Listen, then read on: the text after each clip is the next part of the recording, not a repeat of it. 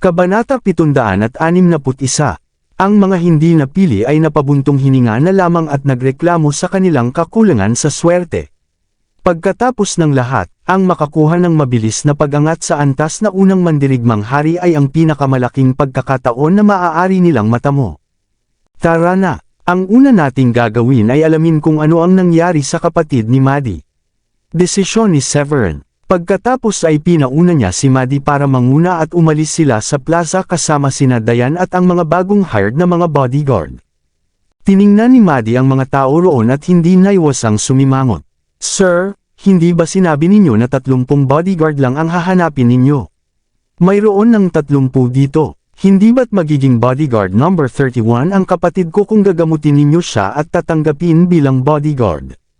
Ngumiti si Severin. Walang magiging problema roon. Ang dagdag na bodyguard ay maliit na bagay lamang lalo na kung suportahan pa ang 100 kung gugustuhin ko. Sa tingin ko lang ay hindi na kailangan ng ganoon karami. Mas pinahahalagahan ko ang kalidad kaysa sa dami, at dapat mataas ang kanilang antas. Maraming pamilya ang may 12 ng bodyguard, pero karamihan sa kanila ay mga profound warrior lang. Oo, guwapo ka na, tama pa lahat ng sinasabi mo. Kapag lahat kami naging mandirigmang hari, mas malakas pa ang kabuuang puwersa namin kaysa sa daan-daang profound master. Papuri ng isang bolero na lalaki. Bahagyang tumingin lang si Severin sa kanya bago nagsabi, ipapaayos ko kay Diane, ang asawa ko, na kumuha ng uniforme para sa lahat. At saka, ang pangalan ko ay Severin. Pero maaari ninyong tawagin akong Sir o Mr. Severin para mapanatili kong mababa ang aking pagkakakilanlan. Huwag ninyo akong tawaging Mr. Governor o Governor kapag naitalaga na ako sa South County Mansion sa ilang araw. Hindi ako sanay na marinig ang sarili kong tinatawag na ganoon. Ano, sabay-sabay na napasinghap ng hininga ang mga bodyguard nang marinig ang sinabi niya, at iisa ang pumasok sa kanilang isip. Nagbibiro ba siya? Siya ang magiging gobernador. Sir, seryoso po ba kayo? Kayo po ba ang mamumuno sa South County Mansion? Napalunok si Maddie at tila nananaginip. Bahagyang ngumiti si Severin. Haha, totoong-totoo iyon. Wow, Mr. Severin, ang galing. Hindi ko akalaing ikaw pala ang may tatakdang gobernador ng South County. May ipagmamalaki na kami kapag nasa publiko, sabi ng isang lalaki na may ngiti. Biglang naisip ni Severin at pinaalalahanan silang lahat ng mahigpit, kahit nagtatrabaho kayo para sa South County Mansion o para sa iba, huwag na huwag ninyong gagamitin ang mataas ninyong katayuan o lakas para man lamang sa iba.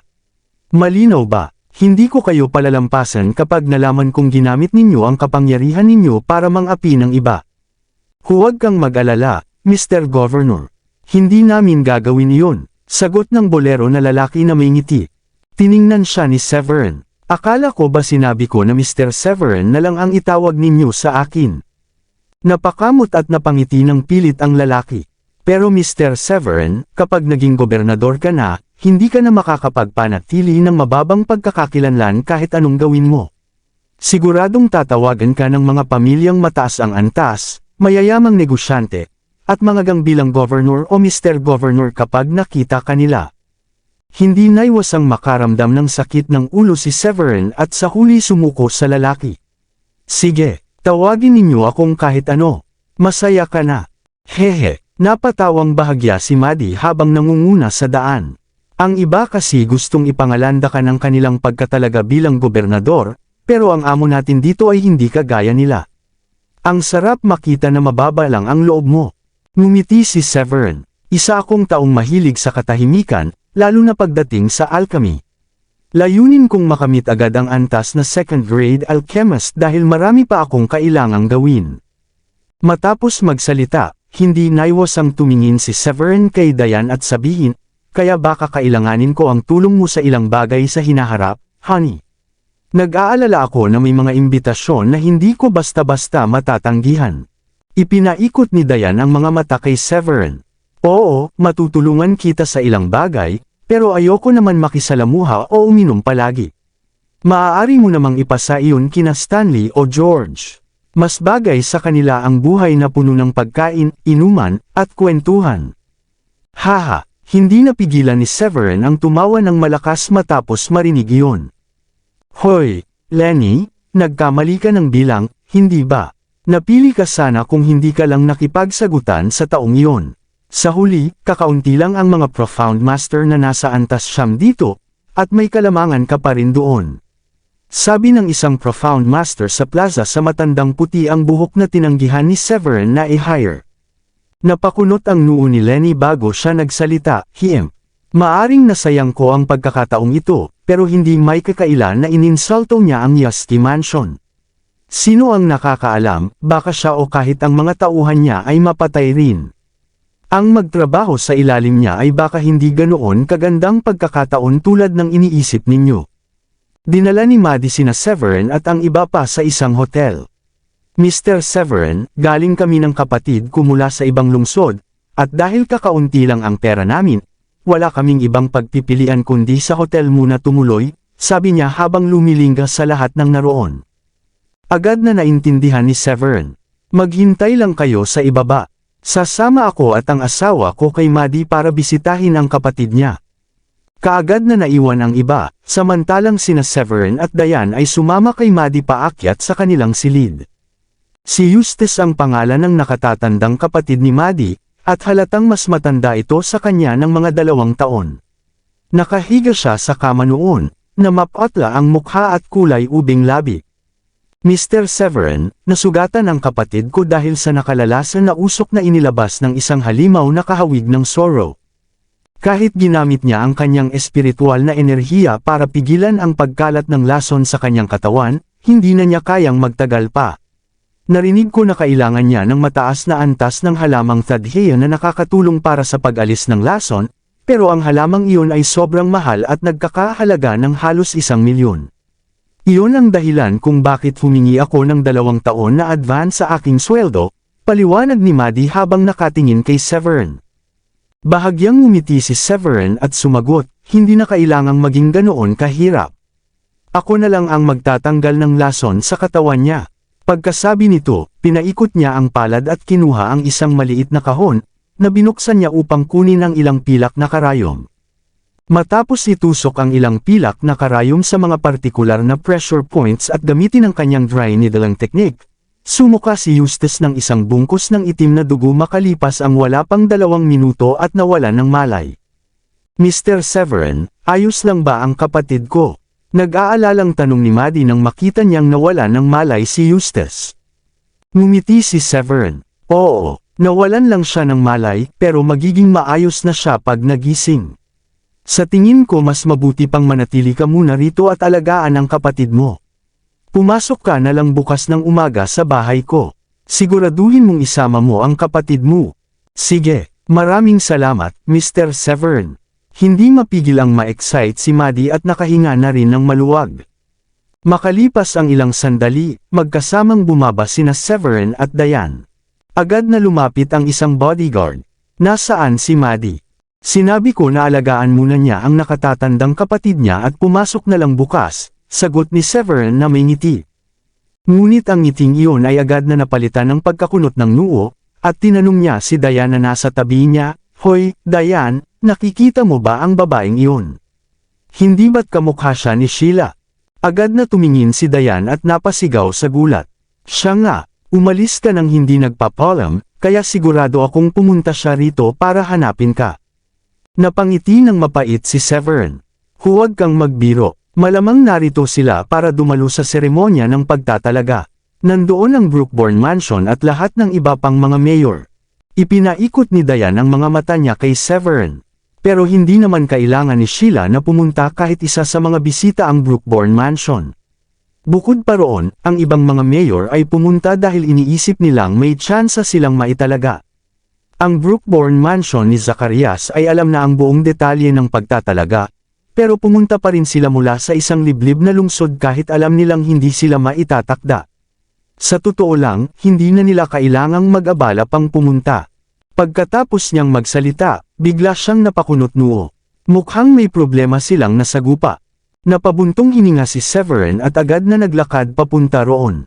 Sa mga oras na iyon, nag-uusap sina Sheila at Zacarias tungkol sa kung saang hotel sila titigil kasama ng ilang matatanda na isinama nila. Dahil 2 o 3 araw lang sila roon, hotel ang pinakamainam na tirahan. Matapos mag-isip sandali, humarap si Zacarias kay Sheila at nagsabi, bakit hindi na lang natin tawagan si Severin at tanungin kung maaari tayong tumuloy sa kanya. Sigurado akong nakabili na siya ng bahay dito, at hindi rin naman ganoon karami ang kasama natin. Kaya naman nating magkasya sa lugar niya habang nandito tayo. Napangiwi si Sheila nang marinig iyon at mayabang na nagsalita, hindi mo ba sa tingin ay masyadong makapal ang mukha ko kung gagawin ko iyon? Umalis siya nang hindi nagpapalam sa akin, tapos magmumukha lang akong walang hiya kung guguluhin ko pa siya at hihingi ng pabor. Sa oras na iyon, may ilang mga lalaki ang lumapit na may nakakalokong ngiti. Hoy magandang dilag, ano ang pinag-uusapan ninyo? Galing kayo sa ibang lugar, hindi ba? Hindi ko maiwasang marinig ang usapan ninyo kanina, at parang wala kayong matutuluyan dito. Ano, gusto mo bang sa bahay ko na lang kayo? Siguradong komportable doon, sabi ng isang binatang blondie na nakasuot ng makukulay na damit. Sinipat niya ang katawan ni Sheila mula ulo hanggang paa, at halata ang nag-aalab na pagnanasa sa kanyang mga mata. Namula ang mukha ni Sheila sa galit at tiningnan ng masama ang binata. May matutuluyan na kami, hindi namin kailangan ng tulong mo.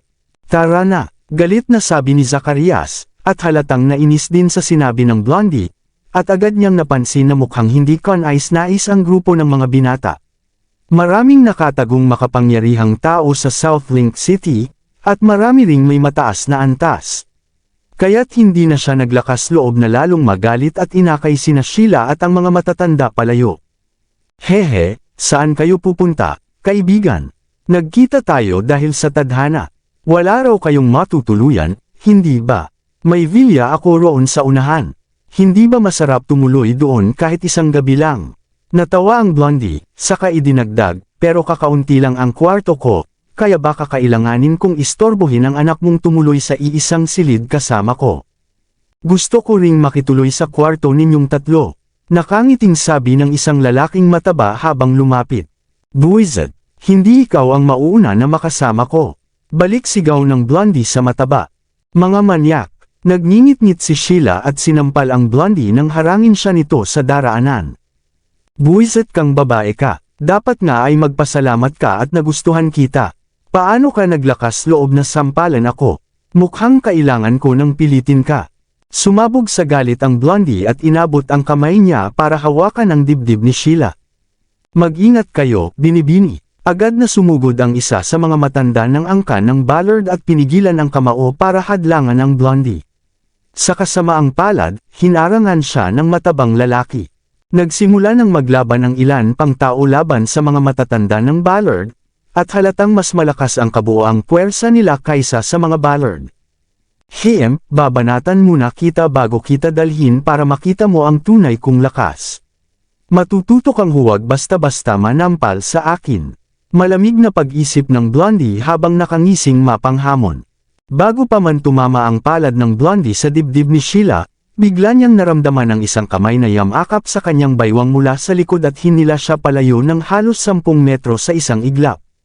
Nagulat si Sheila sa una, pero nang lingunin niya at makita ang pamilyar at guwapong gilid ng mukha, agad siyang nabalot ng tuwa at namula ang kanyang magandang mukha.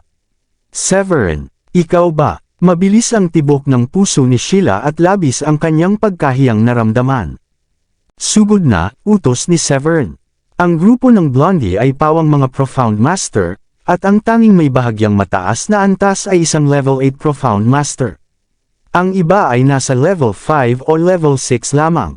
Kaya naman, iyon ang perpektong pagkakataon para ipakita ng mga bagong bodyguard na kinuha ni Severin ang kanilang lakas, at sabay-sabay silang sumugod upang atakihin ang grupo ng mga siga.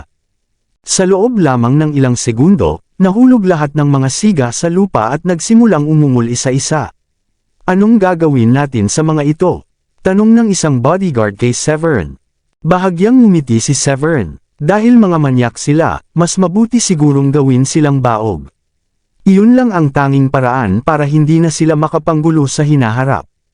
Sandaling nagulat ang bodyguard pero agad niyang naintindihan ang ibig sabihin ni Severin at sinabi sa iba pang mga bodyguard, "Narinig ninyo ba? Inutusan tayo ni Mr. Severin na wasakin ang pagkalalaki ng mga ito.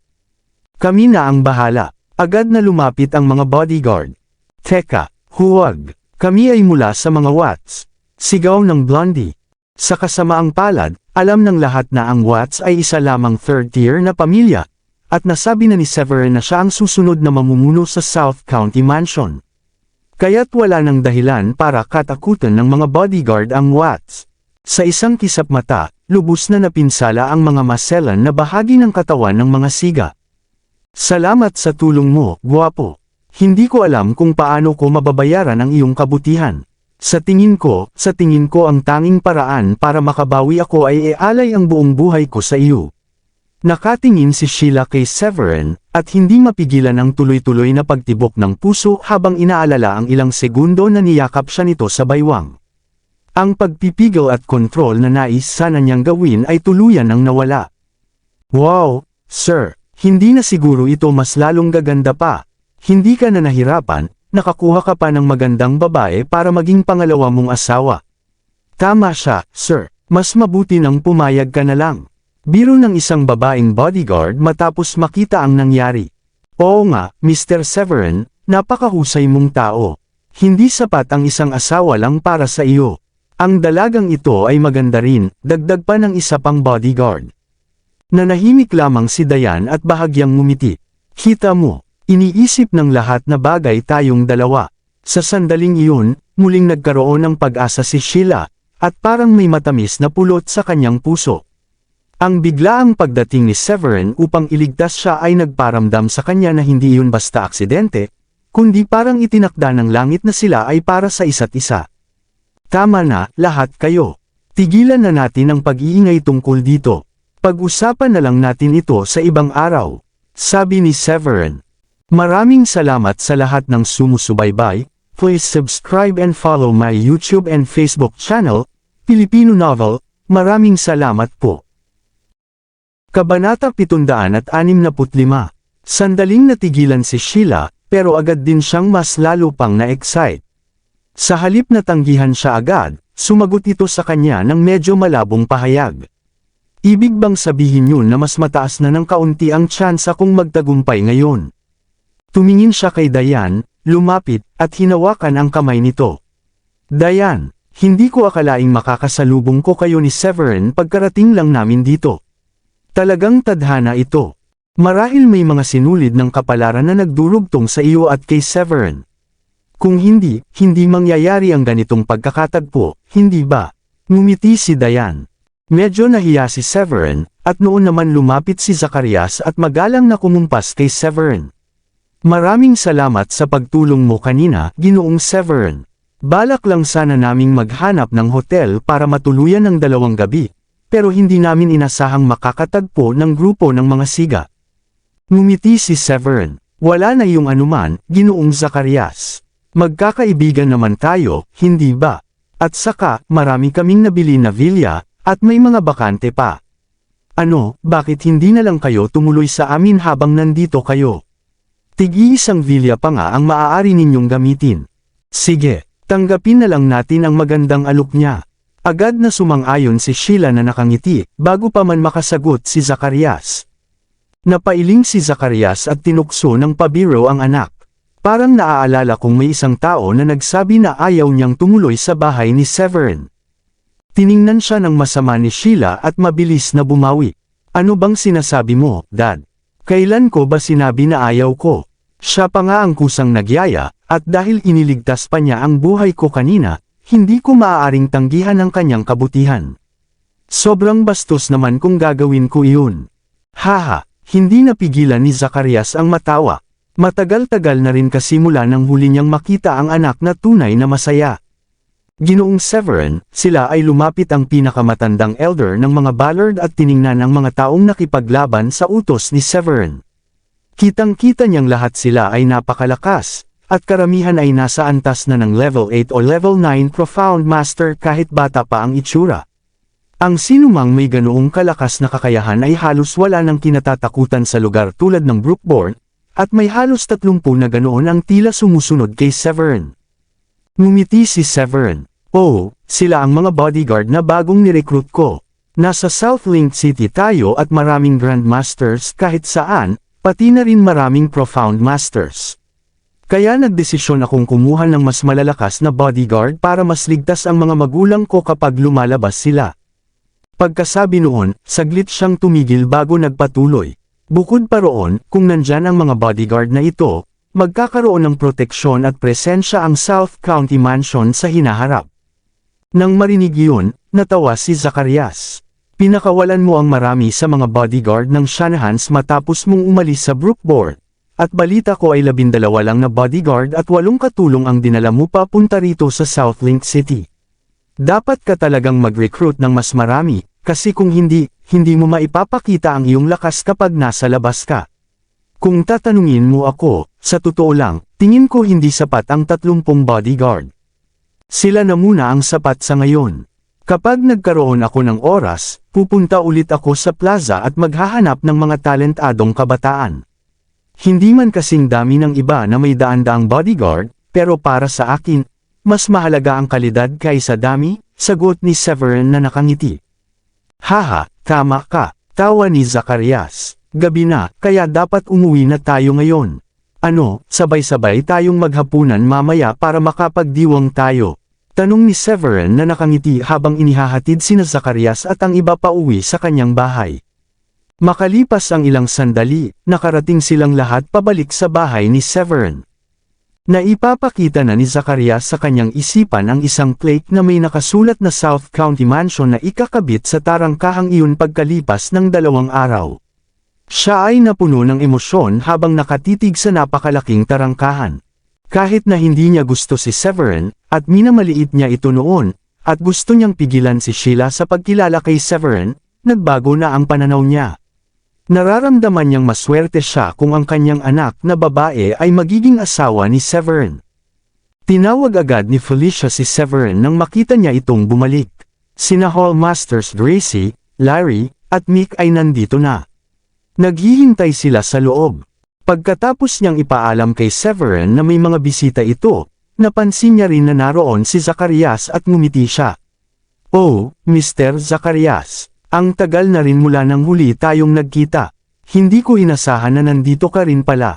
Tiyak na magiging masaya at maingay ang hapunan ngayong gabi. Nakilala namin sina Severin at Diane sa labas kasama ang kanilang mga bagong bodyguard. Sila ang tumulong sa amin laban sa isang grupo ng masasamang loob na hindi namin kayang tapatan. Tumango si Zacarias kay Felicia. Samantala, halos hindi maalis ang ngiti sa labi ni Felicia at labis ang kanyang kasiyahan sa lahat ng nangyayari. Para bang nananaginip pa rin siya dahil si Zacarias, na dating pinagsusumikapan nilang lapitan para makuha ang pabor, ay ngayon sila na ang gustong lapitan ng iba.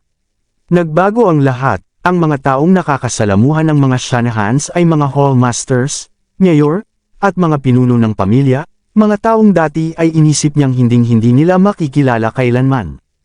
Lily, pwede mo bang dalhin ang mga bagong dating at ipagkaloob sa kanila ang ilang villa na matitirhan? 3 ay sapat na, at tiyakin mong magkahiwalay sila ayon sa kasarian. Iniutos ni Severin kay Lily nang makita niya ito sa malapit. Sige, agad na tumakbo si Lily at inihatid ang mga bagong bodyguard sa kanilang tutuluyan. Pagkaalis ng mga iyon, dinala ni Severin sina Zacarias at ang mga Ballard sa isang villa na para lamang sa kanila. Kinagabihan, tinawag ni Severin si Rachel kasama sina Larry, Nick, Gracie, at ilan pang iba upang magkaroon ng hapunang pangselebrasyon sa isang hotel. Samantala, sa loob ng isang villa area, malamig na tinanong ni Manny ang lalaking kaharap niya. Oh, nahanap niyo ba ang mag-asawa kaninang umaga? Malaki ang South Link City, Ginoo, at nakaalis na sila nang pumunta kami sa plaza ngayong hapon. Hinanap namin sila kahit saan, pero wala na kaming nakita. Mapait ang ngiti ng lalaki, saka nagdagdag pa. Galing sila sa Brookbourne, kaya posible bang pumunta lang sila dito para kumuha ng mga malalakas na bodyguard. Kung ganoon, maaaring nakabalik na sila sa Brookbourne kasama ang mga bagong tauhan matapos nilang malaman na isa ka sa mga taong hindi nila kayang banggain. Matindi ang pagniwi ng bibig ni Manny. Nakakainis. Ito ang unang beses na naranasan kong mapaiyan ng ganito. Basta, ipagpatuloy nyo ang paghahanap bukas. Kung hindi nyo pa rin sila makita, itigil muna ang paghahanap. Pagkatapos ng appointment ceremony makalipas ang 2 araw, pupunta tayo sa Brookborn kasama ang ilang malalakas na tao. Pag namatay na ang batang iyon, gusto kong itali nyo ang babaeng iyon at dalhin siya sa akin. Sina Severin, Diane, at ang iba pa ay sabay-sabay na umalis sa hotel matapos silang mabusog sa pagkain at alak. Paglabas nila ng hotel, tinipon ni Severin ang 4 na pinuno ng bulwagan. Nang makita ni Larry na walang ibang tao doon maliban sa kanila, tinanong niya si Severin kung may dahilan ba kung bakit sila pinatawag. Ngumiti si Severin. Tulad ng sinabi ko na sa inyo noon, may magandang bagay ako para sa inyo. Pagkatapos ay inilabas niya ang 3 maliliit na porselanang bote at iniabot kina Larry, Nick, at Gracie. May 4 na first-grade high-rank pills sa bawat bote. Mag-ensayo kayo ng mabuti pagkatapos ninyo itong inumin at gawin ang lahat para makalusot kayo sa Level 1 Warrior King sa lalong madaling panahon. May 4 na pills para sa bawat isa, kaya maaari kayong gumawa ng schedule na babagay sa inyo. Pagkatapos ay lumingon si Severin kay Rachel at sinabi, hindi ito magiging mabisa para sa iyo dahil isa ka ng Level 4 Warrior King, kaya wala rin itong saysay kung ibibigay ko sa iyo. Magbibigay lang ako kapag nagtagumpay akong makagawa ng second-grade pills. Kahanga-hanga, Supreme Leader. Isa ka talagang dalubhasa sa alchemy. Buong paghanga at respeto ang ibinibigay ko sa iyo sa mabilis mong pagiging isang first-grade high-rank alchemist.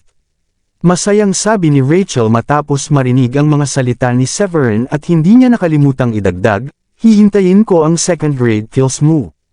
Tunay na first-grade high-rank pills ang mga ito, walang duda. Ang amoy nito ay talagang napakabango at nakakaakit. Binuksan ni Larry ang porselanang bote, inamoy ito, at nagkaroon ng kasiyahan sa kanyang mukha. Kamakailan lang ay nakalusot na ako sa Level 8 Profound Master. Malamang ay kaya kong makaabot sa peak stage level 1 Warrior King gamit ang 2 sa mga pill na ito, kaya gusto kong itanong kung maaari kong bigyan ng tig-isa sina Lauren at Candy. Tanong ni Mick nang nakangiti. Hindi niya kailanman naisip na makakatikim siya ng ganitong kayamanan sa buong buhay niya. Ngumiti si Severin at nagsabi, maaari mong gawin ang gusto mo sa mga pills, pero hindi ito angkop para kay Candy. Hindi niya kakayanin ang epekto nito dahil level 1 Profound Master pa lang siya. Pagkatapos ay kumuha si Severin ng 4 pang maliliit na porselanang bote. May 15 first-grade medium-rank pill sa bawat bote, at maaari ninyo itong ibigay sa sinumang sa tingin ninyo ay higit na makikinabang. Para sa antas ni Candy, madali siyang makakapasok sa level 2 Profound Master sa pag-inom lamang ng isang pill. Grabe Supreme Leader! Nagawa mong makagawa ng napakarami sa mga pills na ito. Sobrang bait mo sa amin. Namula ang mga mata ni Mick dahil sa sobrang tuwa habang hawak ang bote. 4 na bote na may tig-15 pill ay katumbas ng 6 na po. Malamang ay gumamit ka ng napakaraming materyales para dito, kaya lalong napakahalaga ng mga ito. Dagdag ni Larry nang may kasabikan. Ngumiti si Severin. Ginawa ko ang mga pills na ito nitong mga nakaraang gabi, at hindi naman masama ang tagumpay ko sa paggawa ng first-grade medium-rank at first-grade high-rank pills. Umaasa akong makakatulong ang mga ito sa pagpapataas ng inyong antas, at ang pinakamahalaga ay matiyak na lahat ng pinuno ng bulwagan ay makakamtan agad ang breakthrough. Pagkatapos mag-isip sandali, muling nagsalita si Severin, magre-refine ako ng first-grade high-rank pills para sa mga bagong bodyguard ko. Ang mga antas nila ay level 8 o level 9 Profound Masters, kaya kapag natapos ko na ang paggawa ng mga pill, bibigyan ko sila ng tig-isa para magkaroon ng 31 level 1 Warrior King sa South County Mansion. Ang dami ng level 1 Warrior Kings ay biglang dadami sa susunod na mga araw, at ang kanilang lakas ay magiging isang puwersa na dapat katakutin. Puno rin ng paghanga si Rachel matapos marinig yun. Sa totoo lang, narinig ko na ang tungkol sa mga alchemist dati, pero hindi pa ako nakakakita ng isa. Alam ko na noon pa nakakaunti lang ang mga taong nakakapag-master ng ganoong propesyon, pero ang posibilidad at kinabukasan ng mga nagtatagumpay ay walang hanggan. Mas lalo pang kahanga-hanga kapag ang alchemist ay kasing talino ng ating supreme leader. Tama, tanging isang first-grade high-rank alchemist lang ang makakagawa ng malalakas na warrior kings. Sabi rin ni Gracie na puno ng damdamin. Nang marinig yun ni Severin, bahagya siyang ngumiti at nagsabi, ito ay tungkol lang sa warrior king. Ang layunin ninyo ay makapag-breakthrough hanggang level 9 warrior king sa loob ng 11 buwan, pero mas maganda kung makaka-breakthrough kayo sa level 1 warrior emperor. Warrior emperor. Kumunat ang mga mukha nilang apat nang marinig iyon. Kontento na silang makapag-breakthrough bilang warrior king, at hindi na sila nangangahas mag-isip ng isang bagay na parang imposible gaya ng warrior emperor. Naramdaman nila ang bigat ng pressure matapos bigyan sila ni Severin ng layunin na makaabot ng kahit level 9 warrior king sa loob ng 11 buwan. Kapag nakarating na tayo sa level 4 warrior king, pakiramdam ko kakailanganin na natin ng second grade pills para mas mabilis tayong makaangat sa attainment. Malaking hamon din ito para sa iyo. Kung aasa lang tayo sa training o spiritual herbs at wala ang mga pills, sobrang hirap abutin ang mga layuning iyon. Napakunot ang noo ni Rachel habang iniisip iyon.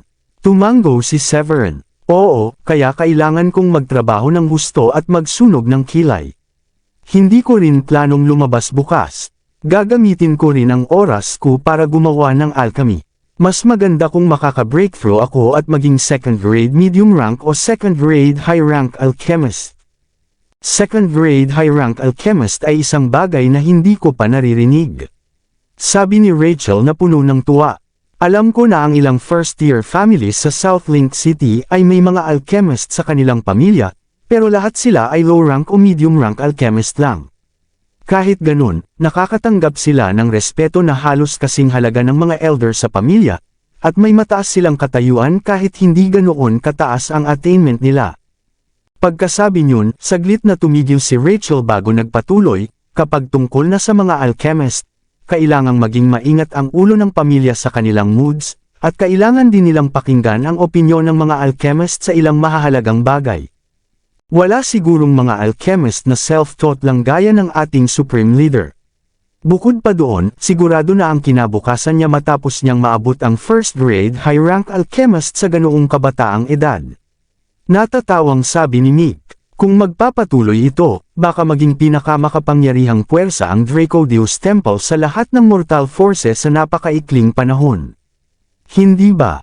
Sang-ayon ako. Sobrang makapangyarihan ng ating Supreme Master kaya oras na lang ang hinihintay bago maging mas malakas ang Draco Deus Temple. Mabilis na tumango si Larry. Tiningnan sila ni Severin at ngumiti, kailan pa naging ganyan kasipsap kayong dalawa. Nagkatinginan sina Larry at Mick at natawa. Ngumiti si Mick, sa tingin mo ba tipo kami ng mga taong mahilig maging sipsip? Nagsasabi lang naman kami ng totoo. Ito ang unang beses na nakakita ako ng henyo na katulad mo. Tama, sinabi mong may 11 buwan kami para makalusot sa antas siyam na mandirigmang hari, pero hanggang ngayon parang isang panaginip pa rin iyon. Hindi ko ma-imagine na maaabot ko ang ganoong kataas na antas. Medyo nawala ng kumpiyansa si Larry sa kanyang kakayahan. Gawin natin ang lahat para magsikap. Tungkol naman sa natitirang 8 bulwagan, kailangan niyong magpadala ng mas maraming tao para hanapin ang mga iyon, at huwag kalimutan na gantimpalaan ang sinumang makakahanap ng iba pang bulwagan. Naiintindihan ba? Paalala muli ni Severin. Huwag kang mag-alala, siguradong gagantimpalaan namin sila. Buong tapang na sagot ni Gracie. Sige, tinapos ko na ang pagpupulong na ito. Subukan niyong magkaroon ng breakthrough kapag may libreng oras kayo. Kumaway si Severin at nagpaalam na sa kanila. Kasama ang mga Shanahan, mabilis siyang umuwi. Pagka-uwi niya, agad siyang nag-umpisang gumawa ng mga tableta mag-isa sa isang silid matapos maligo. Laking gulat niya nang dumating si Diane mula sa kabilang silid. Gabi na, mahal, at abala ka pa rin sa alchemy. Hindi mo ba iniisip na masyado mong pinipilit ang sarili mo? Napansin ni Diane ang mga butil ng pawis sa noo ni Severin at hindi mapigil ang magsalita habang tinatapos nito ang isang batch ng tableta. Ngumiti si Severin. Wala akong magagawa. Mahalaga ang oras, at mas mabuting matapos na ang ilang bagay ng mas maaga kaysa magmadali sa bandang huli. Binigyan ako ng Uncle Master ko ng 1 taon, at bago natin mamalayan, halos tapos na ang unang buwan. Kailangan din nating umalis ng mas maaga sa susunod na taon, ibig sabihin mga 11 buwan lang ang natitira para ayusin ang lahat. Inilagay ni Severin ang 2 tableta sa porselanang bote na inihanda niya. Buti na lang at mas nagiging bihasa ako sa paggawa ng tableta. Kaya ko nang gumawa ng 2 gamit ang parehong batch ng materyales sa isang refinement session. Kahit mas nakakapagod sa isip, nakakatipid naman ito ng oras. May paghanga sa mukha ni Diane habang nakatingin sa masayang ngiti ni Severin. Ang sipag talaga ng asawa ko. Hindi rin naman ako makatulog, kaya manunood muna ako sayo at hihiga na lang kapag nakaramdam ako ng antok. Sige, tumango si Severin. Pagkatapos ng maikling usapan nila ni Diane, kinuha niya ulit ang mga materyales at ipinagpatuloy ang refinement. Dahil kaya na niyang gumawa ng 2 tableta sa isang proseso at mas bumilis pa ang paggawa niya, nakagawa na siya ng 18 tableta sa gabing iyon lamang. Nang sumapit ang umaga, saka lamang siya bumaba para mag-almusal. Pagkatapos ng almusal, dumating na ang magkapatid na sina Maddie at Eustace. Maraming salamat, Ginoong Severin. Punong-puno ng sigla si Eustace noong sandaling iyon at ibang-iba na siya kumpara sa nakaraang araw. Kabanata 770. Nang makita ni Eustace si Severin, agad siyang lumapit at lumuhad sa harapan ng lalaki. Salamat sa pagliligtas mo sa akin, Mr. Severin. Patay na sana ako kung hindi dahil sa iyo. Nangangako akong magtatrabaho ng mabuti sa ilalim mo para masuklian ang iyong kabutihan. Ngumiti si Severin at itinayo siya. Hindi na kailangan ng pasasalamat. Ang kailangan mo lang ay magsanay ng mabuti mula ngayon at paghusayin ang sarili mo. Pagkasabi niya nito, inutusan niya si Lily na maghanda ng matutuluyan para sa 2. Nang makapag-ayos na sila, tinipon niya lahat ng mga bodyguard na kinuha niya at pinaghintay sa bakuran. Tiningnan ni Severin ang lahat ng bodyguard sa harap niya at tumango ng may kasiyahan.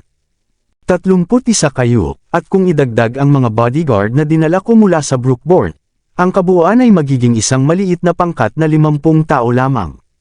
Natulungan ko na ang ilan sa mga matagal ko ng bodyguard na mapaunlad ang kanilang antas, kaya ngayon gagawin ko rin ito sa inyong 31.